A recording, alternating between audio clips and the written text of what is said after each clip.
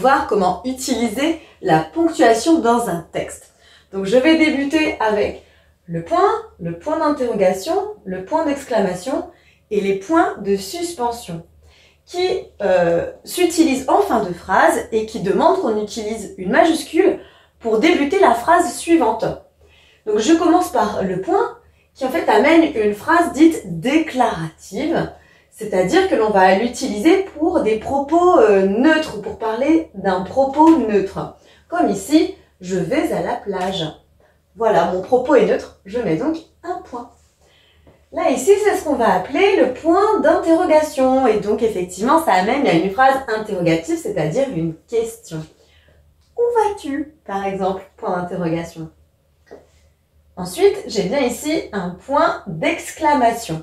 Donc, c'est une phrase dite exclamative, c'est-à-dire une phrase qui traduit une émotion ou un sentiment. Comme ici, arrête, qui peut traduire de la colère. Ou, là j'ai mis j'adore, qui peut effectivement mettre en scène de la joie. Et enfin, les trois petits points qui s'appellent des points de suspension, qui marquent un propos en suspens, ça veut dire en attente un peu. Il est arrivé et là voilà, en suspens, ça veut dire que je finis pas en fait ce que je suis en train de dire. Et bien là, dans ma phrase, ça amène du suspense. C'est une attente en fait. Et quoi? On attend ici quelque chose.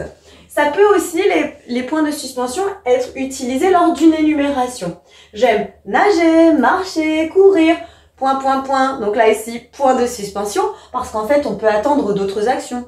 Sauter, bondir, je sais pas, m'élancer, faire du skate, tout ce que tu veux d'ailleurs. Mais du coup, je prends pas, on voit bien que ce sont plusieurs actions, je prends pas le temps de toutes les nommer.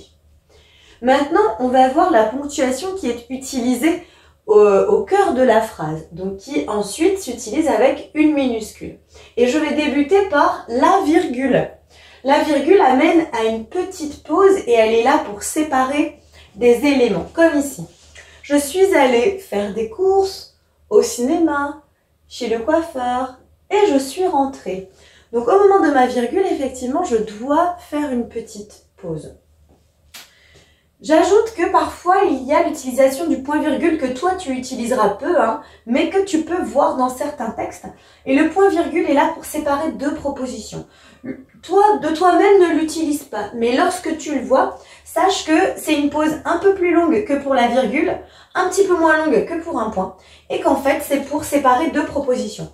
Il était arrivé en retard, il avait raté son bus. En fait, les deux phrases ici pourraient être indépendantes, mais on décide par le point-virgule de les lier. Je le précise ici, c'est juste pour que si jamais tu le vois dans un texte, tu saches de quoi il s'agit, mais de toi-même, ne l'utilise pas. Là, maintenant, je vais parler des deux points. Les deux points, ils annoncent une explication, une énumération ou des paroles qui ont une conséquence, comme ici. Je suis rentrée, deux points, tout était en bazar. Là, c'est et finalement, hop, tout était en bazar. Ça ici, ce sont des guillemets. Tu vois bien que j'ai mis ce qu'on appelle des chevrons. Ils sont bien comme ça et pas juste de petits traits. Et donc les guillemets en français, ils sont bien utilisés comme ça. Ils débutent et terminent un dialogue, les guillemets. Comme ici. Il lui dit deux points, ouvrez les guillemets. Tu manges quoi? Tiret de la soupe, dit-elle. Et je ferme les guillemets. Je reviendrai après sur le tiret. Mais on voit bien que pour commencer mon dialogue et pour le terminer, j'ai des guillemets. Ce qui montre les paroles rapportées. Le discours direct.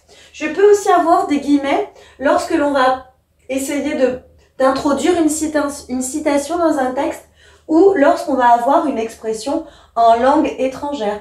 Par exemple, il l'avait embêté, mais, ouvrez les guillemets, bene amat, bene castigat. Fermez les guillemets. Bene amat, bene castigat, ça veut dire en latin, qui aime bien, châtie bien. Et donc, je parlais pour terminer du tiret en tout cas, et qui est utilisé quand on change d'interlocuteur dans un dialogue. Comme ici, c'est lui qui parle et ensuite c'est elle qui répond. Eh bien, le changement d'interlocuteur est noté par la présence de ce tiret. À toi de jouer à présent. Afin de voir si tu as bien compris comment on utilisait la ponctuation dans un texte, eh bien, je t'invite à utiliser la ponctuation correcte dans ce texte que j'ai écrit et dont j'ai enlevé toute la ponctuation. Et donc, il te faudra utiliser 2 points, des points finaux, 3 virgules, 2 fois les 2 points, 3 points d'exclamation, un point d'interrogation, des guillemets et un tiret. On essaye? Allez, c'est parti. Mardi, je suis allée voir une amie. Qu'est-ce qui peut me manquer?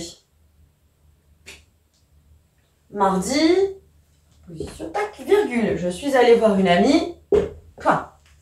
Elle m'a dit qu'elle était déprimée. Elle avait mal au nez.